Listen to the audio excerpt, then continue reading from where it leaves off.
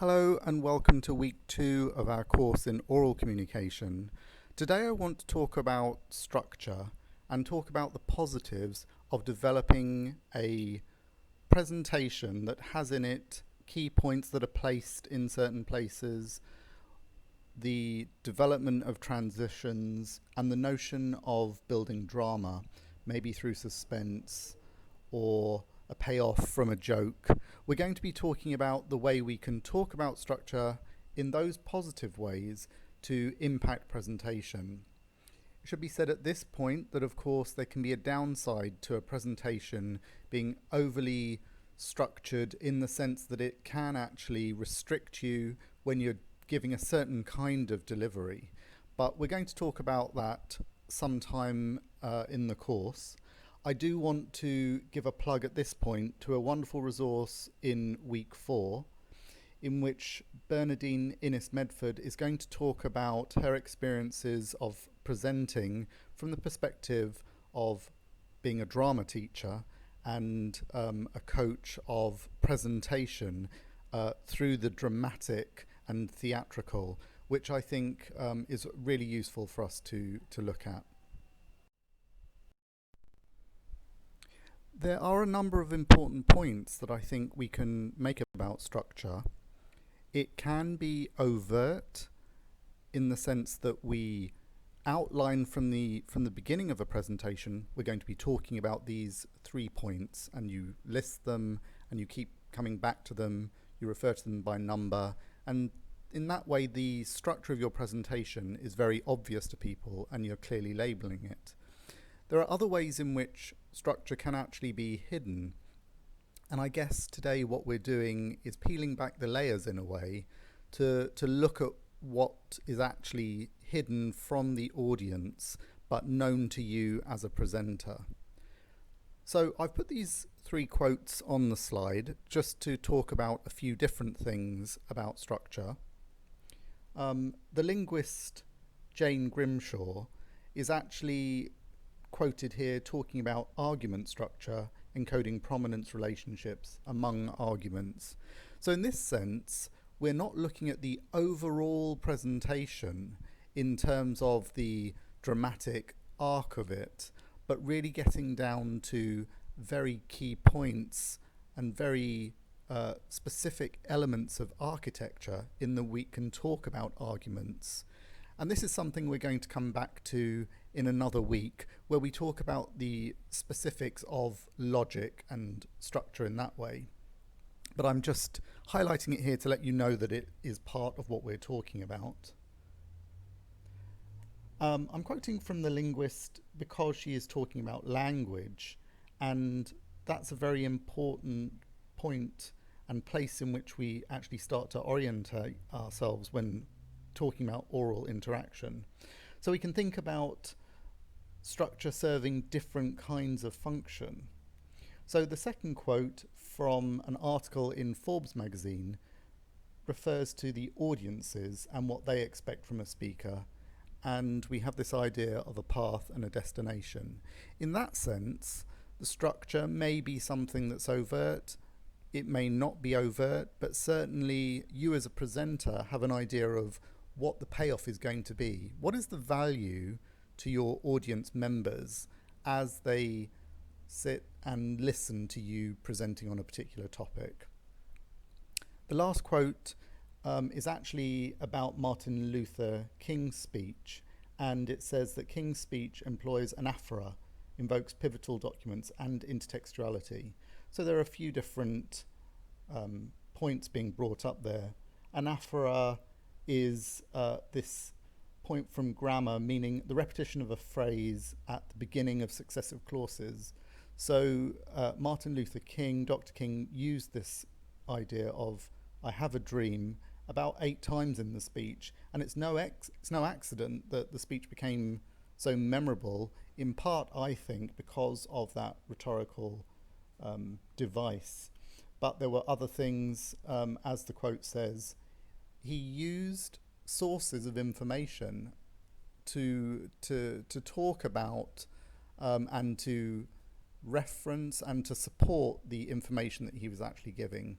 And that's another place where we're going to delve in deeper in a separate week and talk about the uses of source and information in building upon structure. So here's an overview of what we're going to be doing today. I actually want to look at the different benefits that can emerge from using a structure and developing a structure. I want us to also delve into this theory of cognitive dissonance. It's a theory from psychology about the way we justify ideas, and audience members are actually going to be doing that too as they listen to you. What they're going to be doing, in part, is evaluating what they hear from you and deciding whether or not it aligns with the way they see things. And so we're talking about it today with respect to this idea of actually mitigating confusion and also using the concepts of cognitive dissonance to actually develop an understanding of what we're actually trying to do internally in a particular presentation. Lastly, we're going to do some application and look at presentation models and what they can show us about the elements that we can put into a presentation. We're going to see from the visuals of those slides the kinds of things that the models are supposed to bring to the presentation itself and do for us. And we're going to look at that some more in tutorial to investigate how that works.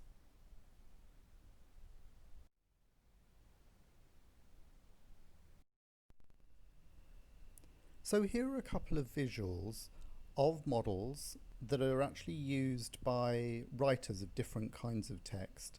The model on the left is actually called the universal plot structure and is used by writers of creative fiction, maybe the novel form or short story, to actually present visually a particular architecture when developing a story. The one on the right is the inverted pyramid that's used by journalists and refers to the way that news can be structured. But there are some really important points to talk about in looking at these structures. One of them is that despite their presence, these are obviously not the only ways of structuring the particular text that we're talking about. Not are they not the only ways, but they may not even be the preferred way if you want to create something novel, something interesting and new. So the universal plot structure on the left has this idea of universally creating or universally presenting for us a way in which a writer might incite an incident in a story and create tension throughout the arc by ratcheting up the problems for the protagonist, and at some point there'll be a climax and some kind of resolution to that story.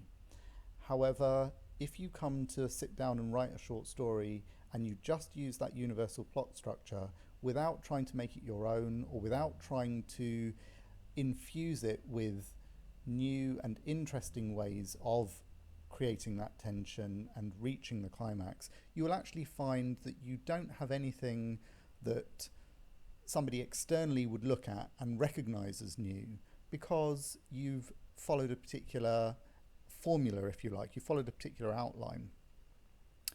The inverted pyramid on the right presents an overarching idea for the fact that the most important thing in a news story can be attained in the opening paragraph in the lead with the who, what, when, where. However, if you work in newsrooms, you will know that there are different types of structure for presenting news. So the inverted pyramid isn't the only one, and certainly once you actually work for a newspaper or a magazine, presenting news in this way is really not going to work for you, because it has none of the individual style or the magazine style that comes from actually taking a structure, taking an idea, and again making it your own and doing something novel with it. So this was the first point I wanted to make about structure, and that is that while it is useful and we can have it in the back of our minds, it isn't necessarily something that's going to completely save us and produce wonderful work.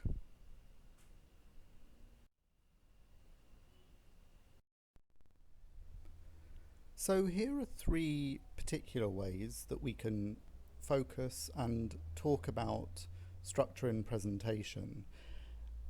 We're not actually focused so much on the written presentation, of course, but the oral delivery of presentation that may well be written or not written.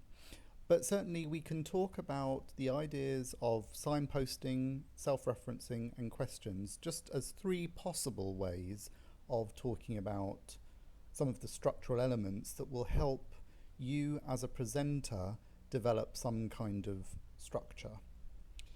Now, these are elements that are going to come up in different places in lecture and tutorial, but I'm mentioning them here just so we have an idea of some of the things that we can talk about. So signposting is actually something that you might do as a presenter so that your audience is aware of what's coming up.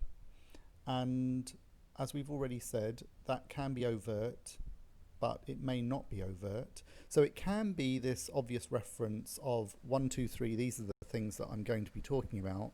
But a signpost can actually also be an indication of a certain kind of mood or tone in your presentation. And that may be overt as well because of the way you actually deliver your presentation and start to talk about a particular topic. But again, it's something that can actually emerge throughout your presentation. Self-referencing is actually another way of talking about the introduction of personal narrative into presentation.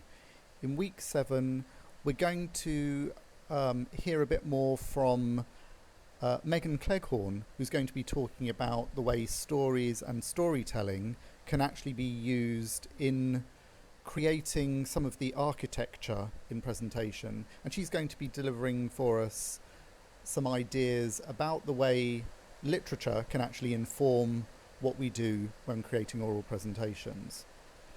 Lastly, we can talk about questions as ways of prompting an audience and guiding an audience to think about certain elements.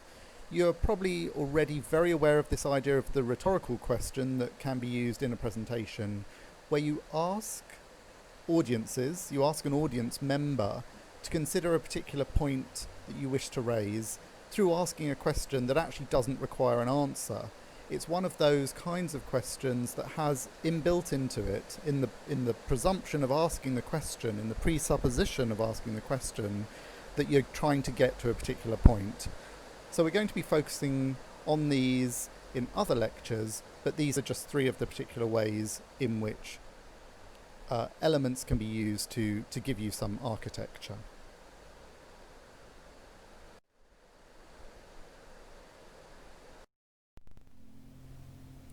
So here's a particular signpost in this phrase, there's something we need to talk about, that if you heard it in a speech or if you heard someone say it, you would probably have a sense of what was coming after.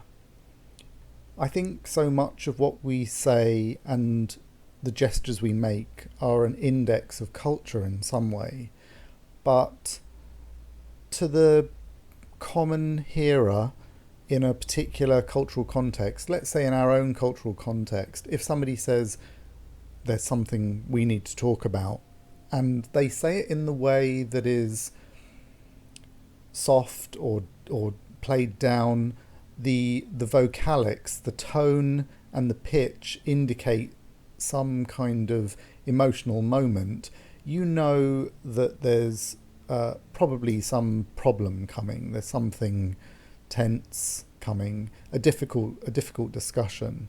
If that same phrase was said by the character on the right with the pointed finger and the angry expression, you know from his tone alone that he's setting up for a fight of some sort, and he surely wouldn't say it in those words or articulate it in the way that I did.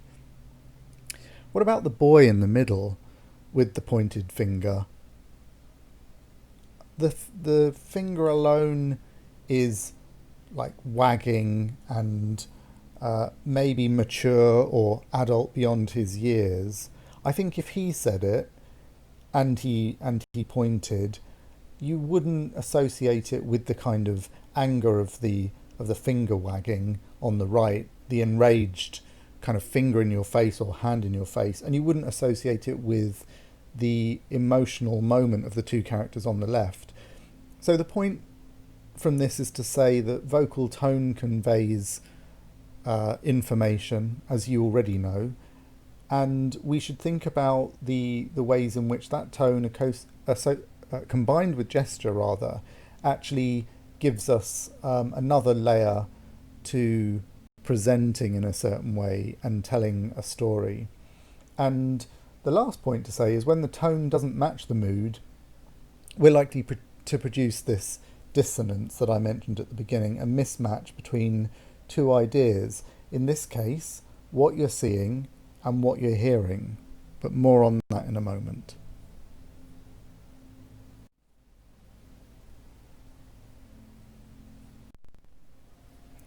I was thinking a bit more about self-referencing, the idea of using anecdotes or personal narrative in story, and wondering why it is that stories actually work to draw in an audience member into what you're saying. I think any of the students on the course who come from literatures, drama or theatre, or any of those associated fields will have come across this and can probably lend their expertise and their voice and perspective on how this works for them and what they've heard. But I think from a communications point of view, it is holding a mirror up to the audience person, the audience member, and they are literally seeing themselves in the story. And it's just this connective point that brings out maybe empathy, brings out some acknowledgement of having been through a particular situation. So I think hearing a story from someone that you relate to actually makes that connection, as we're saying. It allows you to see yourself in that person's life if you're the audience member, but it also means that you almost understand a lot more than the story itself. You understand the basis of the story, you share in the cause of a problem and the outcome of a problem. So from our perspective, self-referencing, talking about something that you yourself have been through, that you want the audience to relate to, is a way of trying to draw in the audience member and talk about your particular experience.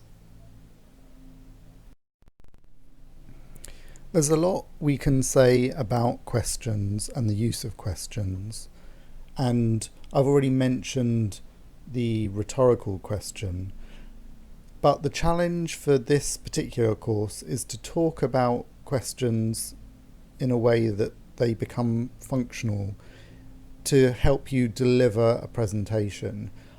And whether that be a rhetorical question or an actual interrogation of an audience for particular answers you need, we need to think about when we're using them and why we're using them, and if sometimes asking a question can just be out of place or niggling for what we're actually seeking to do.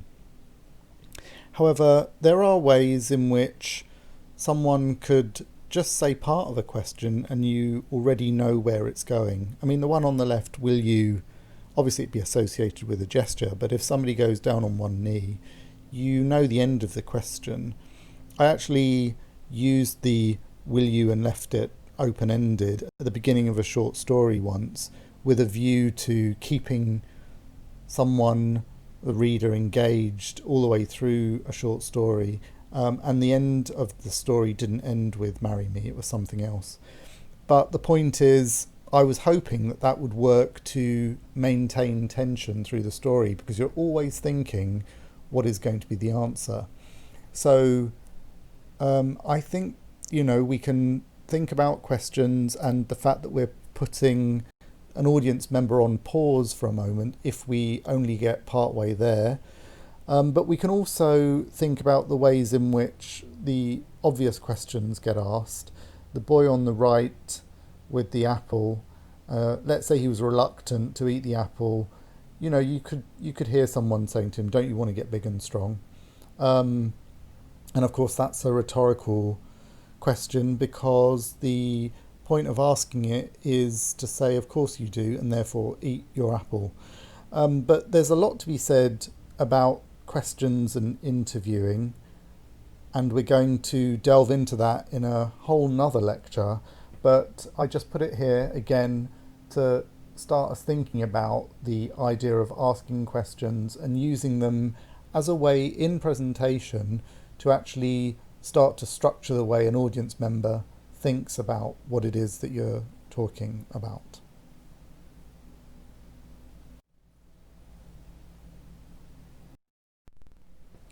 As I've already mentioned, there are many different ways in which we can start to think about questions, and if you go looking for it, there's literature about questions from all manner of perspectives. I myself did work in media discourse using critical discourse analysis, and was looking at the way questions are used in newspaper editorials to serve a particular kind of power function.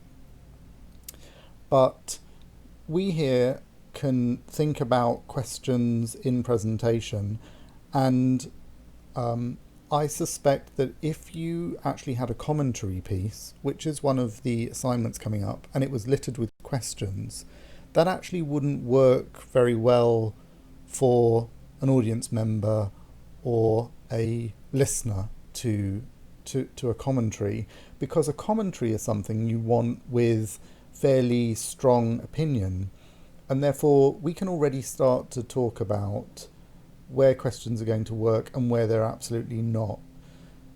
But for this slide, let's just look at some question types that we have here. Direct informational seeking questions. The open-close questions we probably know quite well, which seek a yes or no answer. The rhetorical question we've mentioned already, that literally doesn't require an answer.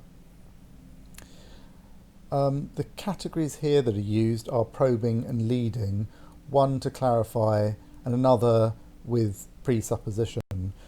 So let's just talk about those a little bit more, but we can say that if you think about the different perspectives that are used from, let's say, academia, in particular types of questioning, so not the journalistic interview, we already know that the police, when they're asking questions, are maybe asking questions of inquiry in order to clarify information, and it might be said that their questions could be set up to incriminate you. So we could talk about incriminating questions, and in news we could talk about, newsworthy questions. What is it that the journalist wants to ask?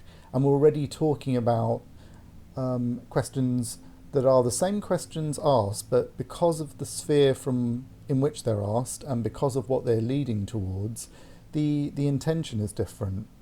So we can talk about funnel questions, where things start broad and get narrower, and kind of become like a pincer almost.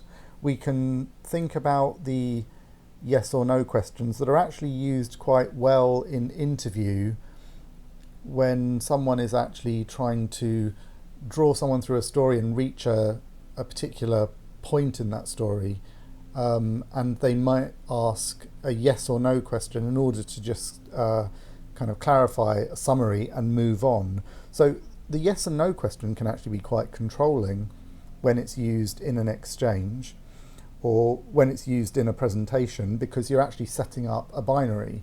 Do you believe this or do you not? And therefore, for a listener, it's very stark, and it can be quite striking. The rhetorical question sometimes is said not to be a question at all, because it's often more of a statement. But we can talk about that some more. Probing questions when our assignments need to be in and who's marking them, and you're seeking clarification, and those are things that we already know to do quite well, because they're often about just a part of the information. So you're not going to ask a probing question at the beginning of a presentation, for example, where it seems too focused and too narrow. You might want to start with something broader, something more general, to draw audience members in. And leading questions, which contain within them the hint of what you want out of it. So, how's that working out for you? As a question, as well as being maybe sarcastic, you might ask it when you know it's not working out at all. And, can this work in the delivery of a presentation? I think so. Could it work in a speech? Could do. Depends how it's used and depends where you use it. You might actually want to think about using questions in your how-to assignments and think of the ways in which, even though you're giving an instructional, you might actually be able to include questions and question marks in what you're doing, in order to ask the audience, who you assume to be watching, what they really need the answer to, and in that way you're drawing them through the information that you're giving.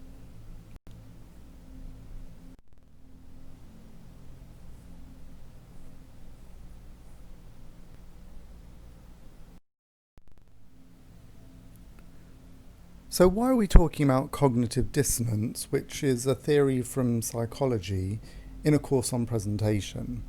Well, the reason I wanted to raise it here is to say that you as a presenter will be trying to convince an audience to come along with you. And cognitive dissonance actually says that the things that you think might be great incentives could be counter. So take a look at this experiment and pause this video, and then let's come back and hear a bit more about why it could be relevant to us.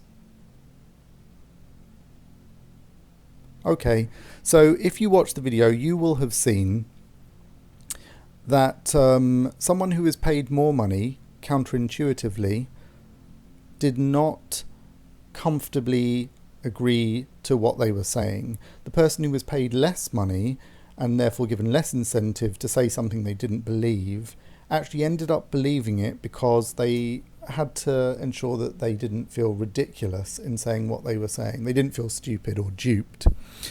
So the reason I'm talking about it here is because I'm thinking about you as presenters talking to an audience that you have to convince of something that they might not believe in, or they might not follow or feel as passionate about as you do. So I think this whole concept of dissonance can actually be used to consider how authenticity is working when you're speaking. I think it's useful as well because we have the concepts of self and self-perception, the ideas of threats to the self, and the way an audience member actually sees themselves.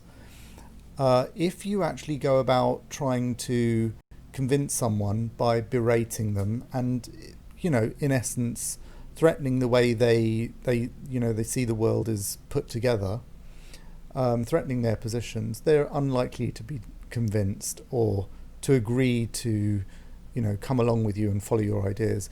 If you can find a way to present that can separate out your ideas and maybe get the audience member to focus on you as an individual, perhaps by telling a personal story, I think you stand a greater chance than trying to convince them logically by giving them better arguments. I also think that we can be clear that attitudes aren't fixed, and that in speaking to somebody you can actually shift their attitude, and that's the purpose of looking at cognitive dissonance. and exploring what it can do for us in giving us a benchmark on how to consider an audience.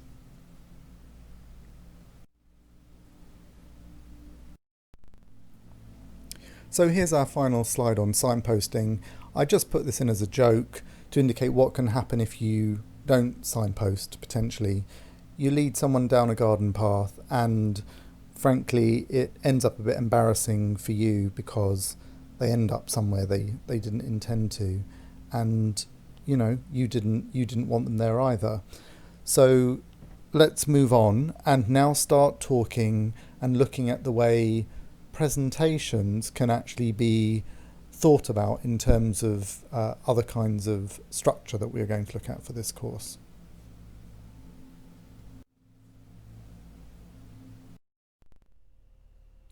So I want to move us on to talking about models that we can use for writing a speech or delivering a presentation, because these are two key things that I think are of value to us and of interest to you from this course.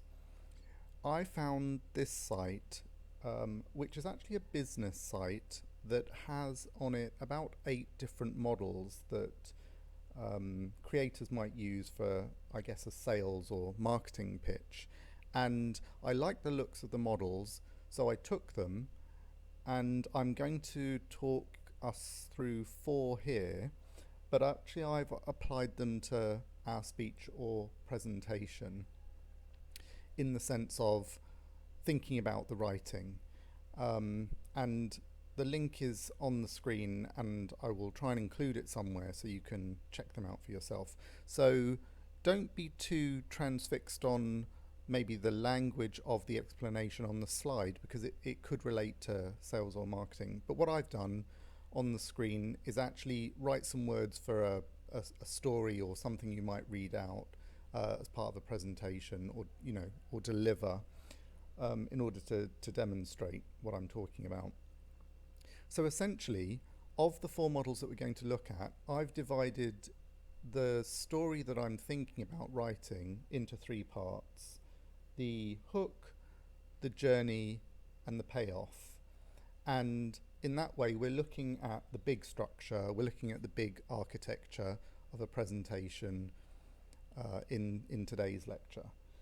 Those words, hook, journey, and payoff, I suppose they come from different places. Hook is really a news term to talk about captivating and capturing a reader, capturing their attention at the beginning of a story. Journey, I suppose, might be a term for writers thinking about the actual movement of the story. And the payoff is something that we talk about in journalism and in creative writing too. So anyway, let's take a look at this model. This model says there is a gap that you have to traverse, and you're moving between a particular fact or series of facts and the story. So you're moving back and forth. So I've written these words here: our world is complicated, violent and problematic, but here is where I'm hopeful. I think we can change it together. So that's my idea of actually setting out the stall of what the article is about and trying to capture the reader's attention.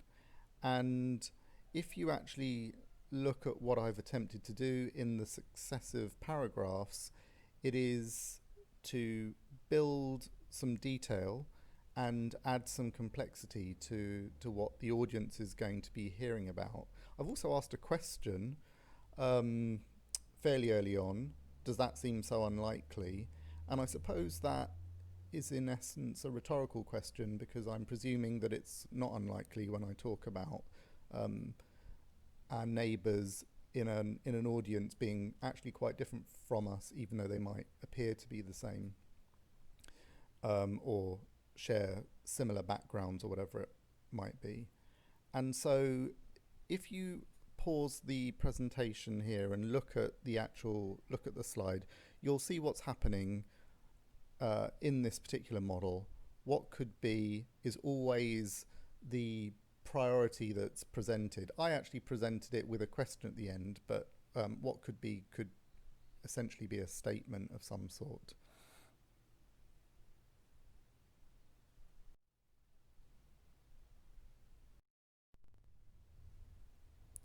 So in this particular model, the idea is that with each paragraph or with each part of your speech, you build up more detail to articulate the central thesis that you started with.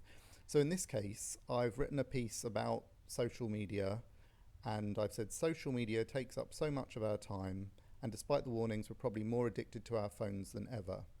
So that's my, opening gambit. That's my statement of fact. I'm trying to state it in a strong way.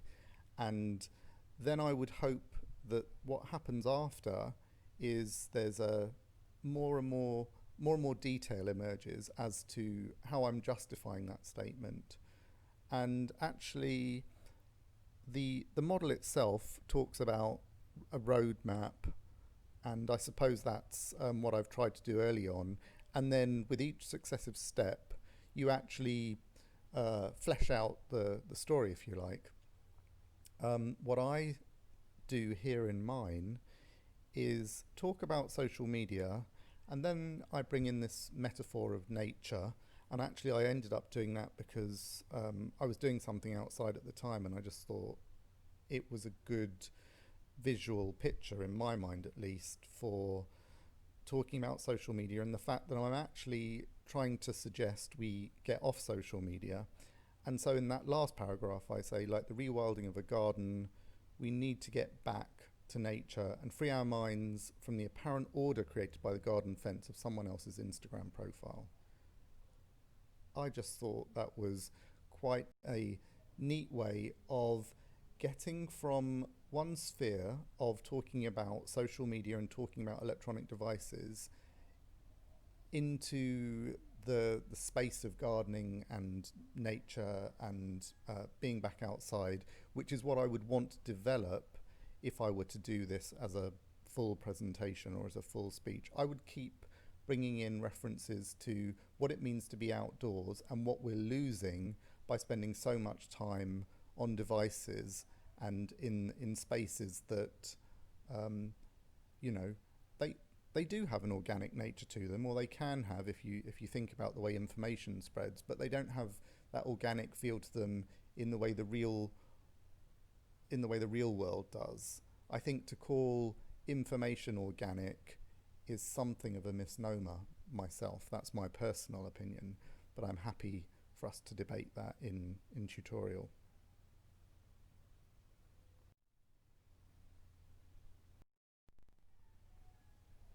So this model is called the pitch, and I suppose because of the name, it makes me think of someone standing in front of a sales or marketing team and trying to sell them an idea. And I think that's what this is really about, this model. It actually presents the idea of a hurdle as, kind of some massive sticking point or point of interest over which you have to take the listener in order to have them follow along on your story. So I decided to write something that actually had some intrigue in it. And actually, I was thinking of a story I wrote some years ago about a man who was having problems with his relationships. And this is when I was writing human interest stories for magazines.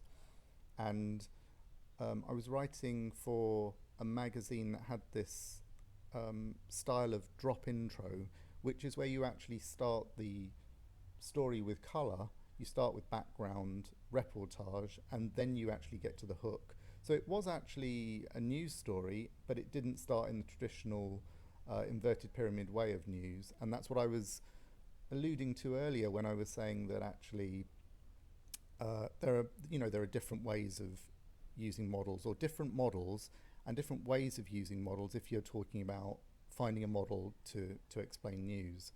So anyway, in this story, I start with accepting myself for who I am happened suddenly when I sat down to interview a man who had never known love. I don't know if that feels intriguing for you or not. Certainly, it was in reality a revelatory moment for me to talk to this person about relationship and realize I could see something of myself in his story or use his story as a counterpoint to something I was going through at the time.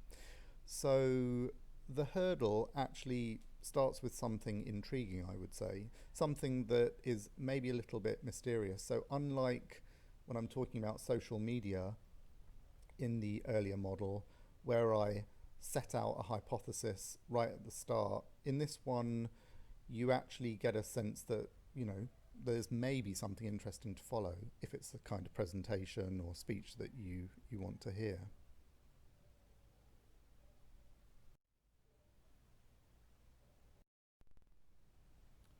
So this is the fourth and final model that I picked out from those of the site that I want to talk about. And then I want to end by talking about models for a few moments a little bit more in general, because I think I have something useful to say to you about their utility. But anyway, with this particular model, we see the idea that there's a situation that's complicated and a resolution that's available through the actual presenter. And so they show this as a downward trajectory and then an upward trajectory where the individual actually, talks about the fact that we're in this situation, but there's something more problematic, and therefore we need to do this to get out of it.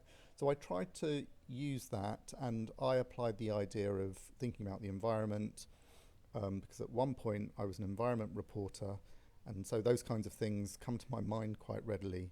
And anyway, here's what I came up with. We are drowning in rubbish, a mess created by all of us who do not recycle. So in using that as my introduction, I'm actually making a definite statement about something. I'm indicating my thesis. It's more like the social media introduction rather than the intriguing one, if you like, of the pitch. So I then go on to say, if we don't want to die under this heap of rubbish, I know that I don't, and I'm sure that you're with me on this, then we need to play our part. But it's not made easy by our groceries. How environment focused is your local? So what I'm doing is actually asking a question, and it is a question that if you're in the audience, you'd perhaps listen to and think about. It's not a rhetorical question. I'm not saying, it's obvious that they don't do anything, but I'm actually putting to the audience member to think about the kinds of things they may have seen their grocery doing in terms of their, promotions and what they say about recycling, using reusable bags and that kind of thing.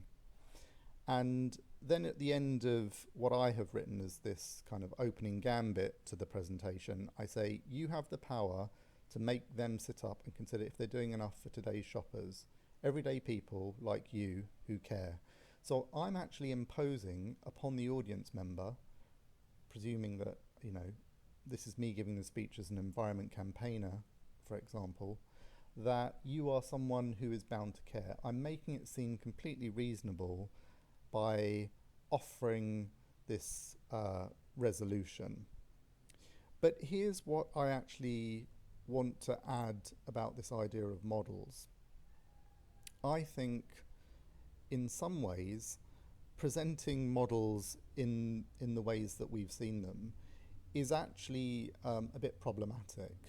I actually have a question as to whether they're more design sometimes than function. I was once listening to an author, an Irish author, on a World Service programme on the BBC, talk about the fact that she was working on a new novel and that the plot structure was the shape of a teardrop. I nearly said tear duct.